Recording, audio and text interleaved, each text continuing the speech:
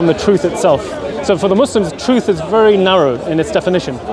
It's not expansive. There aren't shades of grey when it comes to truth. The truth ultimately is from God, who describes himself as Al-Haq, the truth. And the understanding of the religion of Islam is that every child is not born in sin. It's born pure. It's born in a state of what's known as a fitrah, which is a natural pure disposition, a sort of a true north that points towards the transcendent. It's what some scientists today have referred to as, that evolutionary godly trait that human beings apparently are used and continue to use as a utilitarian means. Would you filter that down to objective morality then? Yes, I would. Yeah. I would say that. I was just trying to use this argument to the guy over there about going after antinatalism and whatnot, because he fundamentally doesn't believe that there's meaning to existence. Oh, really? And what first brought me to want to research and learn more about Islam and religion generally is I do believe that there's objective morality.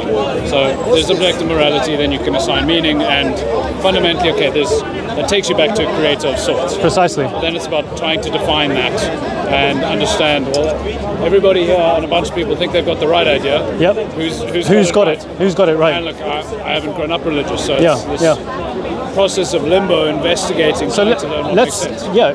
Let's talk about objective morality. I think it's something that the Muslim scholars have spoken about, and they've given the indication that objective morality is something that literally emanates from that fitrah, that pure disposition. So the Prophet ﷺ, Muhammad upon him be peace, he's the last and final messenger. He said that every child is born upon the fitrah, this pure disposition, but its mother and father inculcate within it Judaism, Christianity, or Zoroastrianism. In other words, the environment that you're brought up in will either dictate you continue to maintain that purity, or you're going to be pushed away from that purity and thereby end up adopting things that may turn you away from that narrow concept of truth. So whether we as human beings, we live in the middle of the Amazon jungle, whether we're Aborigines in Australia or whether we're living in the most advanced cities, we all agree that there are certain golden rules that when we come together as a group, we want to try and maintain. Because it's in our best interest to maintain a certain level of harmony.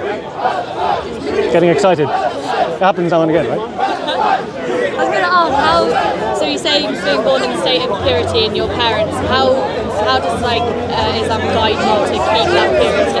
What's I don't know enough, so what sense to keep Exactly. So the purity is the obvious notion of doing good in the world, right?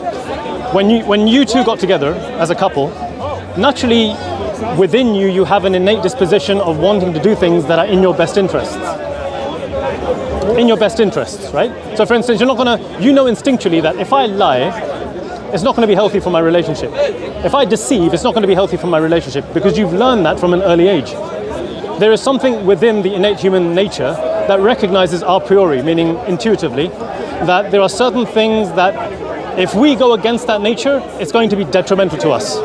Whether we're living in the middle, like I said, in the middle of a tribe that we consider in this society to be barbaric, or whether we're a professor, we all recognize these fundamental truths. The atheist would just say that that's selfishness. And that's... Believe it or not, Richard Dawkins, he believes in the golden rule. The idea that every human being recognizes certain fundamental moral truths. And Islam recognizes this as well. That human beings, when they come together, they want to do good. But the question is, how do we maintain that? Ultimately, you come to a point where the inevitable question arises, well, what's my purpose in life? What is my purpose in life? I was just speaking to a gentleman. I said, what's your purpose in life? He said, well, my purpose in life is to try and find my purpose in life. I said, well, that's kind of recursive. What is your ultimate purpose in life? There's anyone's. Yours, mine, whoever's, right? There has to be a reason why we've been placed on this earth. So this brings us down to the fundamental question of how we were brought into this universe. Where did this universe arise from ultimately? Did it come about through chance and probability? Was it always here? These are questions that the Quran addresses. But believe it or not, Islam and the Quran and the prophets in general, they didn't go about placing emphasis on convincing people that God exists. Because they took it as a fundamental truth alongside the very many fundamental moral truths that there is a transcendent God. That instinctually human beings believe in the transcendent. So if you read the Quran, as you're doing, you're going to find that the Quran doesn't bother with questions of the existence of God. It takes it essentially as a given. But then it guides you and says, okay, this God exists. He's going to give you certain laws. He wants you to live in a particular way. What way should you be living? And then the Quran sort of navigates through those choppy waters. But in the Quran, God asks the question for the atheists, for the people who perhaps have doubt, فَأَيْنَ تَذْهَبُونَ? Where then are you going? Where are you going in life? You're born, you live, you have a good time, you die, and that's it? What is the ultimate purpose? How did you come into existence? There's a verse in the Quran which, when one of the companions of the Prophet he heard, he said it was the first time that faith truly entered and settled into my heart. And the verse is threefold and it's very simple. The verse says, or were they created from nothing? Or did they create themselves? Or are they the creators of the heavens and the earth? Nay, they have no certain knowledge. It's a threefold question. Were they created by nothing or from nothing? The question is, nothing is the absence of absolutely anything. So when we talk about nothing, we're talking about the absence of power, energy, will, etc., etc. This one doesn't make sense. Yeah. So from that, deductively, you go down to ask the question: well, were they created from nothing, or did they create themselves? Well, we know we didn't create ourselves because fundamentally, fundamentally, and scientists recognize this as well. Otherwise, we wouldn't have science. Causes and effects. The law of causality is something that is rooted within not just how we do science, how we recognize the world, but things that we see intuitively day to day. We rely upon certain inferences to make certain decisions in life. So take that back right to the beginning and ask yourself, well, if we weren't created from nothing, something must have brought us into existence. We didn't create ourselves, so we're part of the problem as to how we were brought into existence. Or did they create the heavens and the earth? Well, we're part of the system. And if we didn't bring ourselves into existence, and the universe itself couldn't have brought itself into existence, because that would imply that it was brought about from nothing, which we've agreed can't bring about something. Ultimately, there needs to be something that brought all of this into existence, which doesn't require anything itself to be brought into existence. So, I agree. But then, what's the rationale to accept that? The truth always comes off the butt. No, I'm joking. Yeah, so what's the rationale to accept that Islam's explanation of God as this entity, the explanation for existence, is correct? Yeah. Because the argument is then all these multiple religions will claim that they have the truth. Yeah. What makes Islam infallible? So Islam begins with the statement and the understanding that mankind was once one nation, and then they began to differ. And then God says in the Quran that He sent to each nation a prophet or a messenger guiding the people back to the truth. And the fundamental truth is وَمَا خَلَقْتُ الْجِنَّ وَالْإِنسَ إِلَّا لِيَعْبُدُونَ. God says, we did not create jinn, which is an alternate form of life, nor mankind, except to worship Him. So can I just dive quickly? So that's an interesting one for me, because we can talk about whether or not about the Quran's infallibility, because this is the doctrine, whether or not that's true and believable. But one thing for me is, from a belief perspective, there comes a time we have to make a leap of faith. Yes, absolutely. Whether you are an atheist or you believe in religion. So the explanation of jinn, because you brought it up, is an interesting one for me, because this is something that in my life I haven't experienced. So it's a hard thing to make a leap of faith to say, okay, well, I want to believe in Islam, but to believe in jinn is a difficult thing to do. Yeah, it is. And that's one of the pillars, belief in angels and jinn. Belief in the angels, belief in the unseen world. In fact, you read the Quran, chapter 2, very early on in the Quran, God says, and those who believe in the unseen world. Yeah, so there is a certain level of faith where He's recognized you've got to make a leap of faith. But it's not a blind leap of faith. It needs to be undergirded with certain fundamental truths. So the Quran doesn't just say believe, but it doesn't say don't believe either. Ultimately, belief is going to be rooted in the unseen world, and that will only come about when we die and we're confronted by the reality of the world to come. But before then, our belief should be undergirded by certain proofs and evidences. Yeah. So what are the evidences? So belief in the angels, belief in the unseen world. Ultimately, if you believe that there is a creator, the creator has certain qualities necessarily. This being needs to be not contingent, because like I said, otherwise the question will arise, who created him? So this being needs to be outside of the realms of causality. It brought the universe into existence. It has certain qualities that we can affirm. It must have a will, because it brought the universe into existence at some moment. It must have a certain level of power, because the universe itself necessitates a certain level of complexity. That the cause of which brought it into existence must have a certain something to it. Power. He's already reading the Quran, mashallah. So make dua for him. She can take that one. Oh yeah. Sorry, go on. No, so I was saying she can take that one. Yeah. Take it now, just in case I forget. You won't fight over it, right? So this maker has certain qualities. It must have power. It must have knowledge, because we know that the universe has certain, and the scientists tell us this. So we turn to the ones who claim that they have knowledge of the world. Certain fundamental laws, without which the universe, as we know it, wouldn't have arisen. Had those laws been slightly tweaked one way or the other, then the universe as we know it would cease to exist, or wouldn't even have started in the first place. So we know that the quality of God needs to be a certain way. So the Quran states that God is the absolute.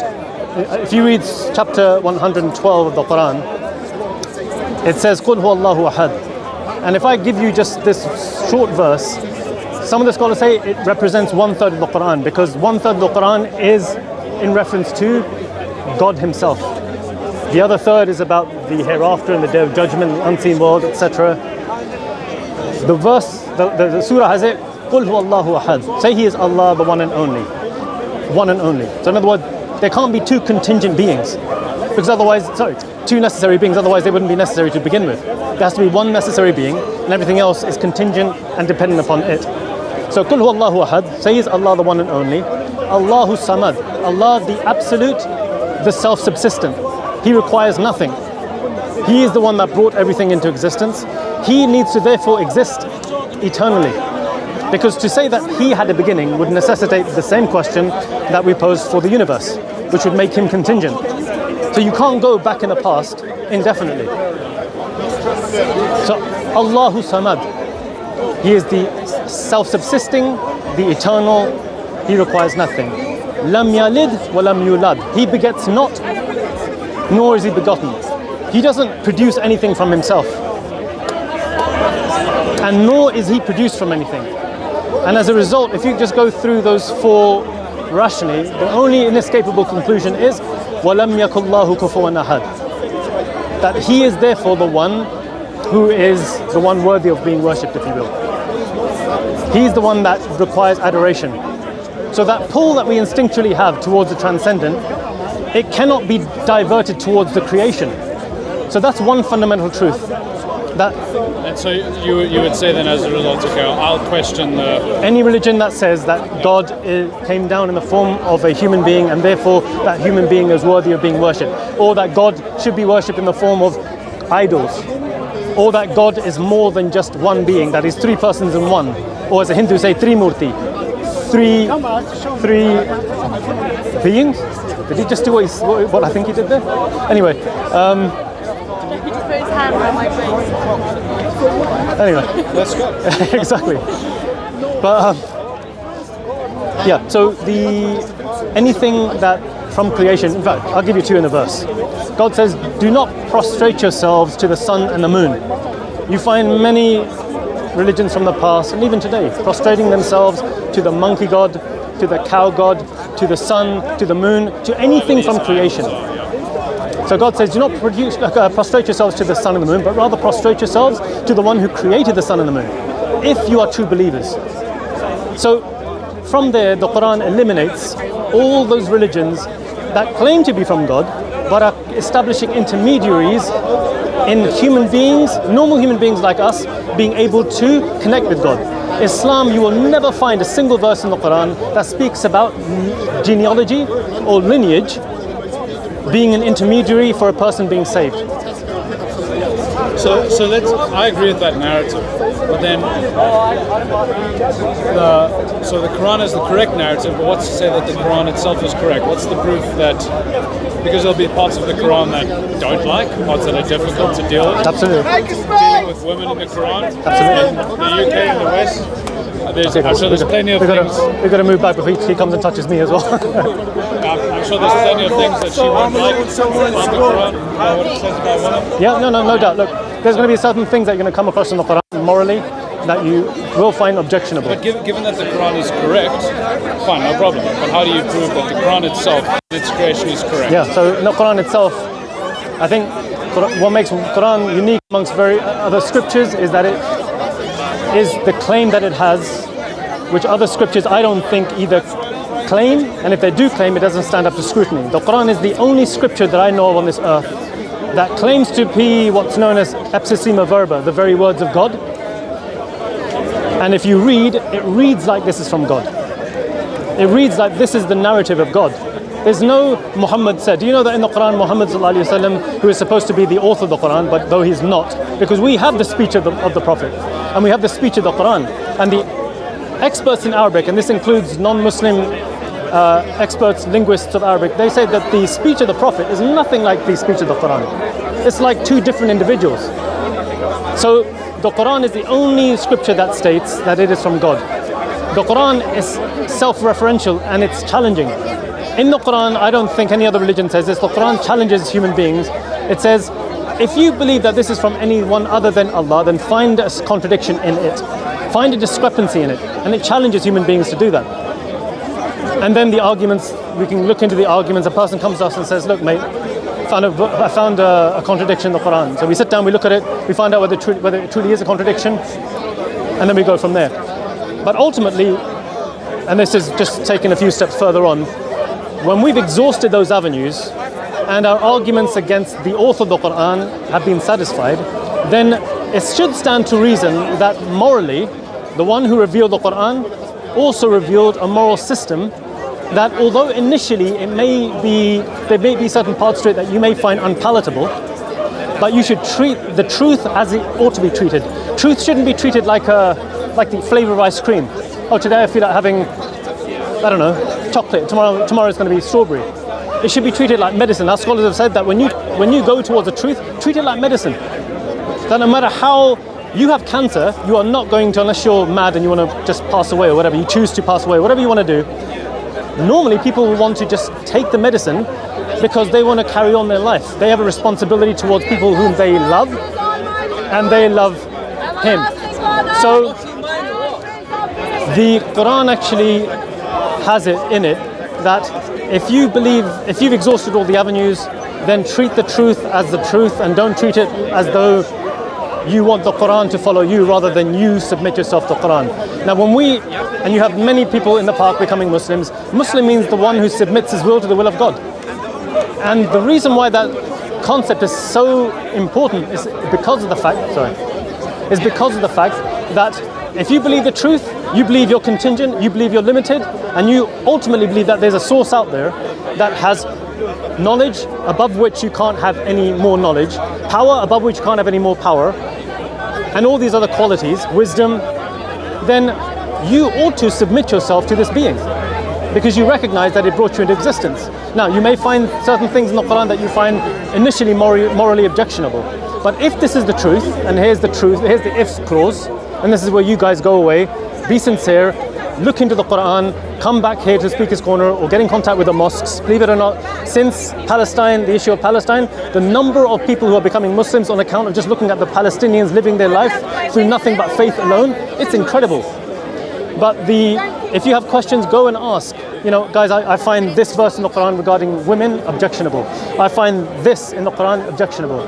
Find out why the Quran initially gave this law. What's the wisdom behind it? What are the scholars saying? What was the situation at that time? Sorry, just very quickly. What was the situation at that time that necessitated that this law be brought into effect before eventually perhaps being expunged or mitigated in some sense? So that's in a nutshell. So the Quran mentions slavery yes. a couple of times, and it's sort of accepted as the institution. And it seems, as I've understood it as I read, to be an okay thing. Whereas, so I'm interested to hear your take. Yeah. That's the one. Like there's small things where morally I'll be like, I'm not so sure about that, but I can understand. You're being kind here. I think it's a big thing for you. Yeah, and sure. it is a big thing for other people. Yeah. But the Quran, you have to understand the milieu in which the Quran was revealed. When the Prophet Muhammad sallallahu alaihi wasallam, when he came down with the message, when he was sent the message, I should say, at the age of 40, the peninsula at that time, the world at that time, was rooted in the concept of slavery. There were wars taking place left, right, and center, and this is also true of the pagan Arabs of that time. They would go to war at the smallest of excuses, and that war would carry on for centuries to the point where they would come together and they wouldn't know why their ancestors got into a war. But the idea that they had at that time was that if you have the audacity to raise your sword against us and you want to exterminate us, if we end up winning, we're going to take your spoils. And this is true of the Roman Empire, this is true of the Chinese Empire, this is true of all people, and this is, don't take my word for it, this is on camera, just go do your own research. You'll find that the world was steeped in this concept, that you can take the women folks and the children and anything, because they chose to either attack you or you chose to attack them, and you can take them in this way. So the historical context gives precedent to the Quran sort of just laying the land as it was at the time. Laying the law. Laying the law for the land as it was. Exactly, laying the law for the land and educating the masses towards a particular end. So, for instance, let's take a parallel example, which you guys may not find as unpalatable. In fact, you guys might find it delicious. But in terms of its moral outlook, it would be equivalent to something that many people who don't drink alcohol will find objectionable, perhaps even more so than slavery, because alcohol is one of the prime reasons why there is so much money wasted on year in a society which makes alcohol permissible to drink. 71% of all crimes in the UK are committed, 70-odd% are committed under the influence of alcohol. And they recognize that alcohol is a poison. They recognize it should be now drunk in proportions. In the past, it was recommended that we drink alcohol, a certain amount of wine, because it's apparently supposed to be good for your heart. Only for them to make a U-turn 20 years later, and I was using this argument 20 years ago, did a U-turn on this, saying that no, what we thought was good for you is now bad for you. So just to give a parallel to this. Now the Quran didn't come and say to the pagan Arabs, alcohol is forbidden for you, and that's it. Destroy all the alcohol barrels that you have and give up alcohol. Why? Because the pagan Arabs were just as steeped in the imbibing of alcohol as other societies. It wouldn't make sense to take a people whose entire society was established upon a particular way of life and who were making money from this, to say to them, you know what, get rid of every evil in one fell swoop, and let's go down the path of truth. They'll pull out the sword and probably get rid of that man there and then. There's no wisdom behind it. Just like when you talk to people who are addicted to alcohol, they'll go to something like Alcoholics Anonymous. It's a gradual process, because they know you take something away from the people who are addicted to something, they'll end up committing suicide or killing themselves. Away from it, yeah, exactly. I guess so. Narrative stands for slavery as well. And the slavery was such an embedded concept in Arabia that the Prophet said he laid down certain laws, and then he laid down certain ways of being able to reward, encouraging the Muslims to gain reward, better themselves through manumission, which is helping a slave acquire his or her freedom. There were various avenues laid down. So slavery was slowly but surely brought down to a minimum, but it was never eradicated. It was never eradicated because the one who knew human beings better than we know ourselves knew that slavery will continue to be an endemic part of human society over the course of history, as it was established before, during, and it continues to be today, to this very day. And I can pull out stats that I have to hand regarding how slavery manifests itself in various forms. But the Islamic laws regarding slavery, they allow us to navigate this, whether it was 1,500 years ago, just coming on 1,500 years ago, when the human beings were relatively, how can you put it, sort of more sincere towards the truth. as opposed to today where human beings have so much choice that there's just confusion all over the place. So does the Quran then explicitly state, well, on the one hand, yes, there's this transition away from something that's embedded deeply in the society at the time. Does it explicitly state that it is objectively wrong? Yes. So slavery is something, by its very nature, it is wrong. And that's clearly indicated by the fact that if you have a look at the laws that the Prophet Muhammad laid down regarding slavery, for instance, he described the slave person that the companions had. He said, this is your brother. Feed him with what you feed yourself. Clothe him with what you clothe yourself. It came to a point that there were certain slaves who, when they were given the choice to acquire their freedom, give them money and go out into the real world, they said, "Nah, mate, I'd rather stay with this man because this man has educated me in Islam.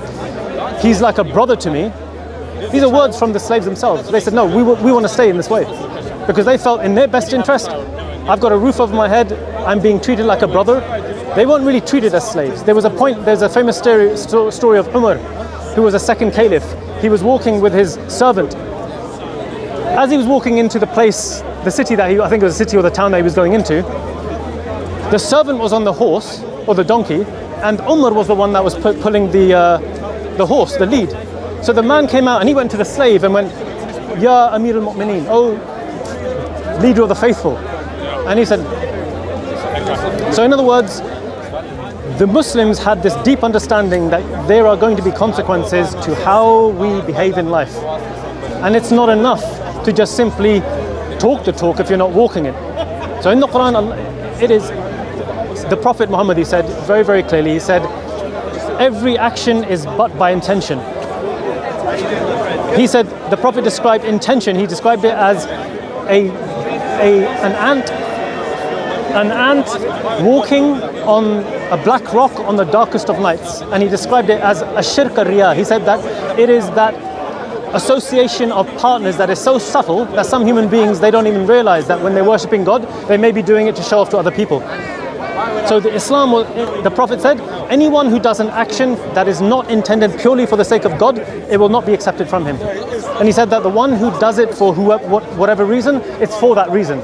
So he said that whoever migrates for God and His Messenger has migrated for God and His Messenger.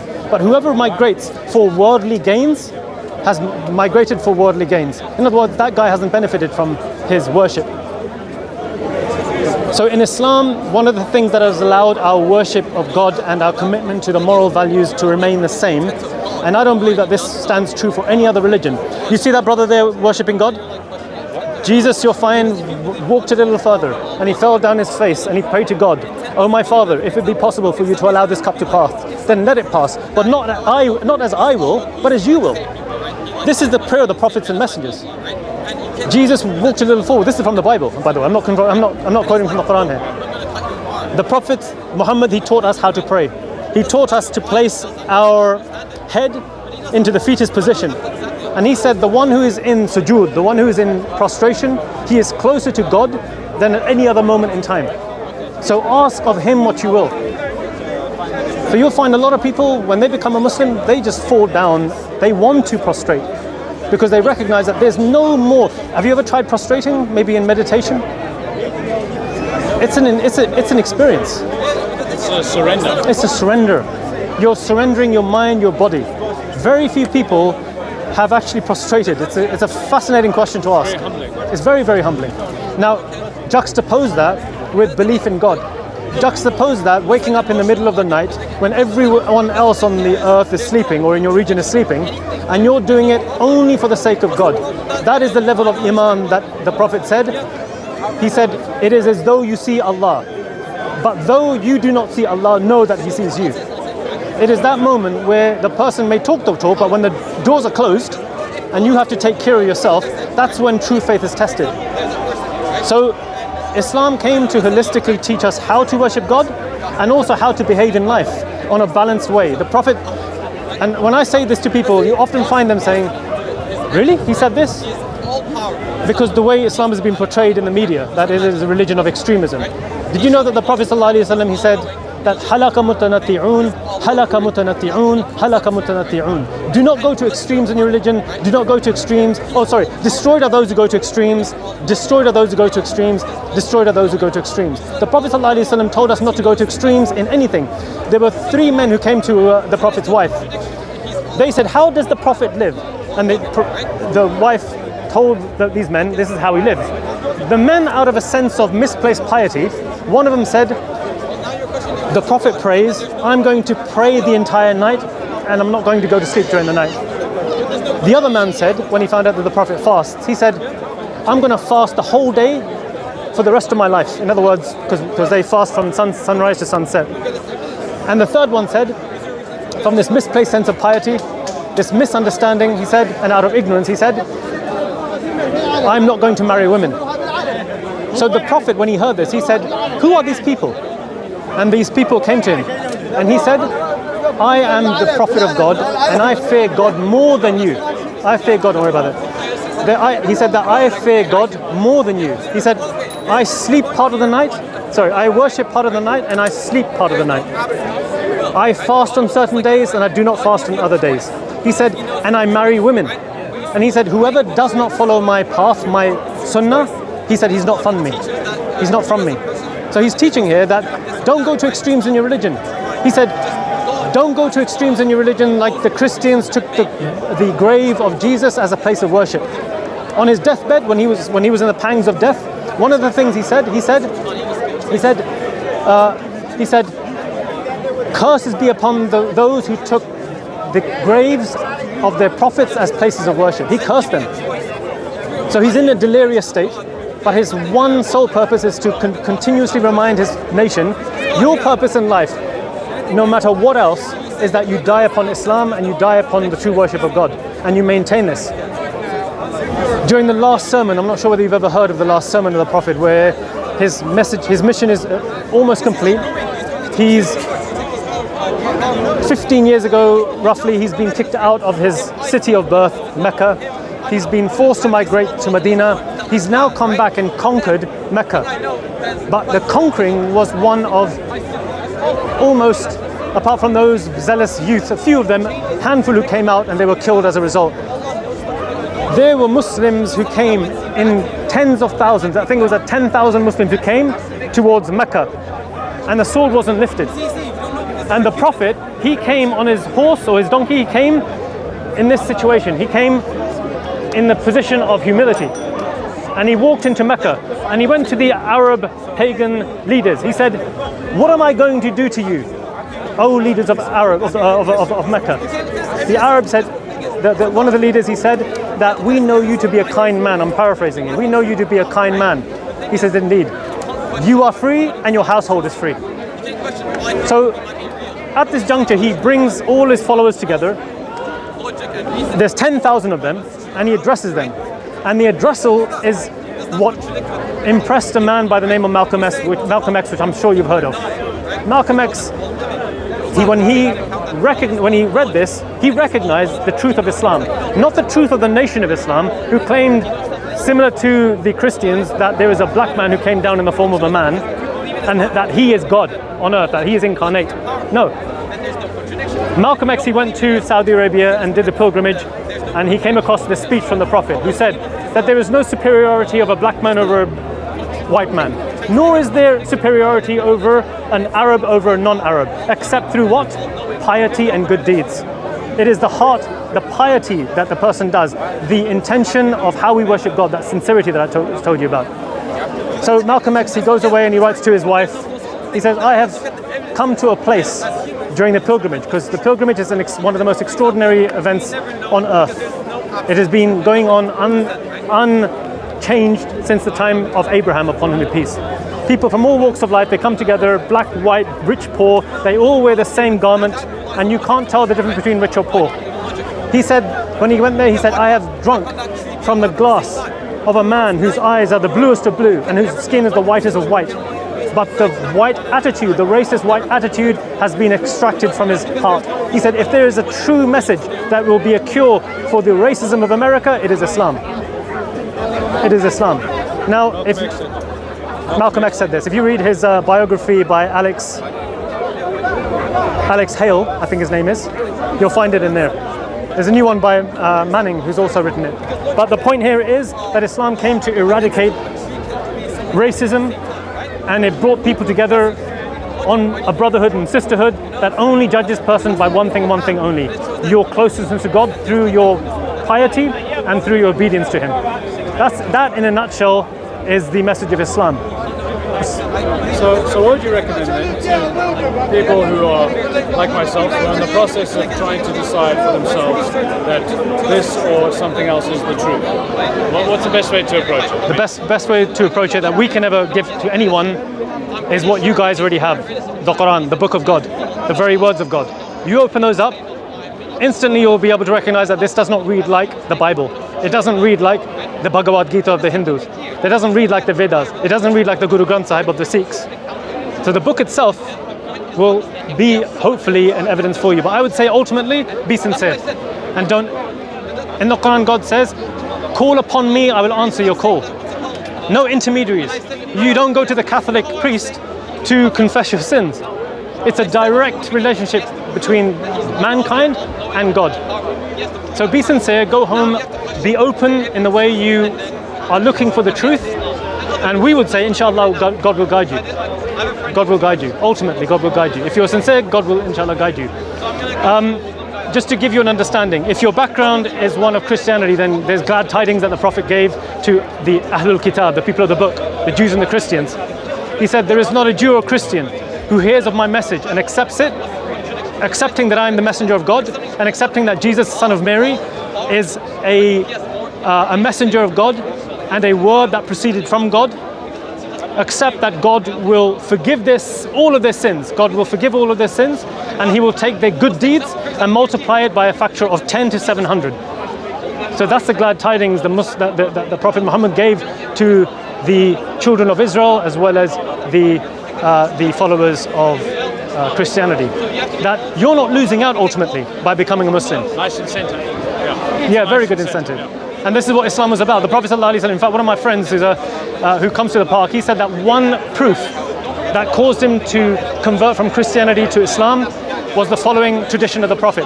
The Prophet said that the one who has the intention of doing a good deed, but doesn't have the opportunity of transforming that into action, he will get one reward for it. But the one who has the intention of doing a good deed but ends up doing it, it will be multiplied by a factor of 70 to 700, and even more. But the flip side, and here comes the mercy of God. The one who intends to do an evil deed but doesn't end up doing it, stops him or herself from doing it, they'll get one good deed, one good reward. So the incentive there is, look at the mercy here. Everything's stacked up in our favor. If you do good deeds, the mercy of God is immense. If you do an evil deed, you'll get one bad reward. If you have the intention of doing a bad deed and you don't do it, you'll be rewarded for it. One of the traditions of the Prophet, he said that Allah has, from His mercy, established mercy in 100 parts. One part He sends down to His creation. From that, the mother bird goes off in the morning, comes back and feeds its young, and the horse, I think it's the horse, doesn't trample upon its young. In other words, the mercy, the general mercy that God sends down upon human beings allows us to have this empathy that we naturally see amongst human beings, irrespective of the religion. But the 99 parts God said He has reserved for His believers, for mankind, for His believers. But there needs to be a qualification. And that qualification is that you testify with your tongue, believing in your heart. La ilaha illallah, Muhammad Rasulullah. That there's none worthy of worship in truth. Just pay attention to this final thing. There is none worthy of worship in truth except the one and only true God, Allah. With that comes all the principles, all the knowledge of how to worship God, how to live your life. And that that there is none worthy of being followed in truth except Muhammad, the son of Abdullah, the last and final messenger. The Prophet said that there is no prophet between Jesus, the son of Mary, and Muhammad. We all come from the same lineage, but our mothers are different. We come from the same lineage.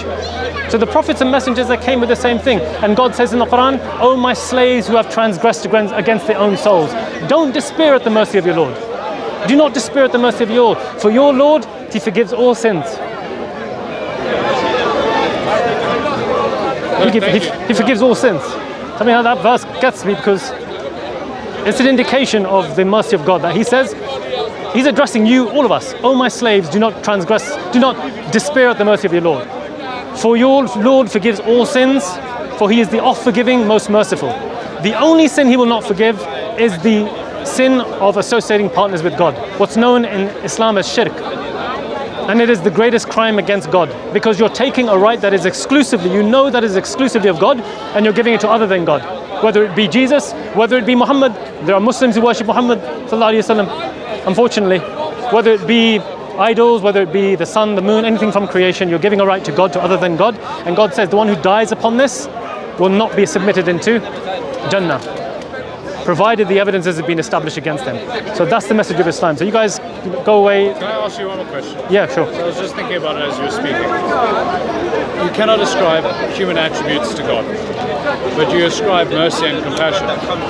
So are these not human attributes as we understand? Very good question. In Islam, our understanding is that there is not a thing that exists, and correct me if I'm wrong, there is not a thing that exists except that it has to be qualified by attributes. There's nothing that exists that can just exist, sans attributes, minus attributes. Everything has attributes. Whether it be this book, we would say has the attribute of time, because it's within time. Its time is relative to your time. Your time is relative to his time. His time would be relative to my time if I was traveling on a rocket approaching the speed of light. So we have the attribute of time. We have the attribute of wisdom. Human beings have that innate attribute that distinguishes us from the rock. We can think at the abstract level. We have knowledge. But the attribute doesn't exist as in a vacuum. We don't, so for instance, if I said to you, the hand of a clock. No. If I said to you, hand, you're not going to immediately think hand. Hand of a clock? Yeah. I mean, you're going to think anthropomorphically, aren't you? You're going to think hand. The first thing that's going to come to you into your mind is that which you have known all your life, human hand. That's the first thing that comes to mind. But what is that human hand attached to? It's an existent. In other words, attributes don't exist in and of themselves. They are attached to an essence. And you have to know what the essence is before you can interpret what the attribute is.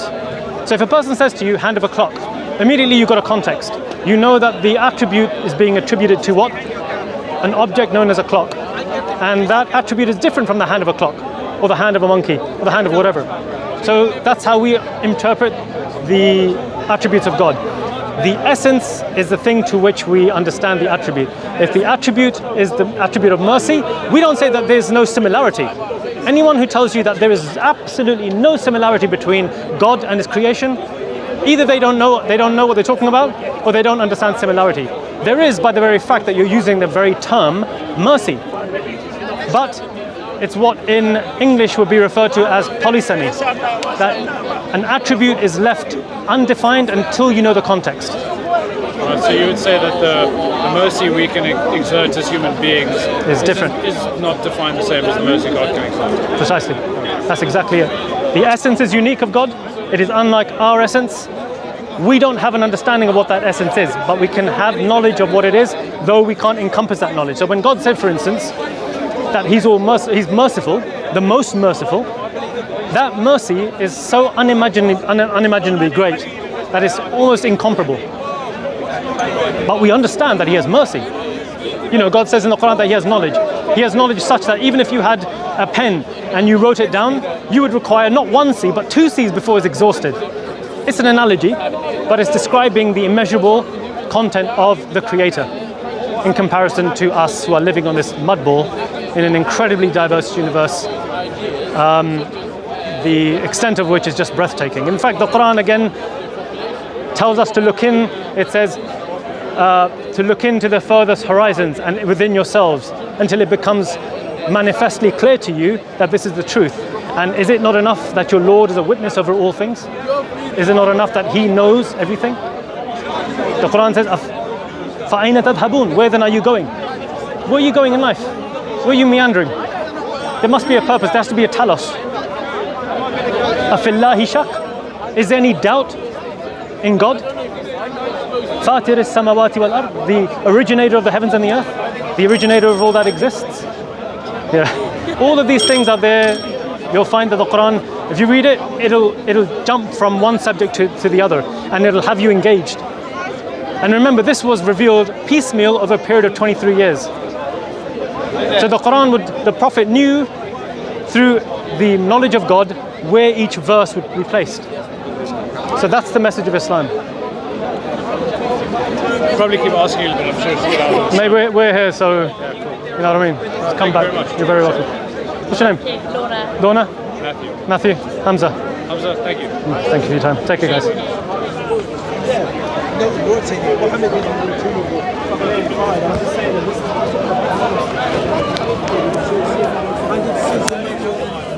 No one looks like him.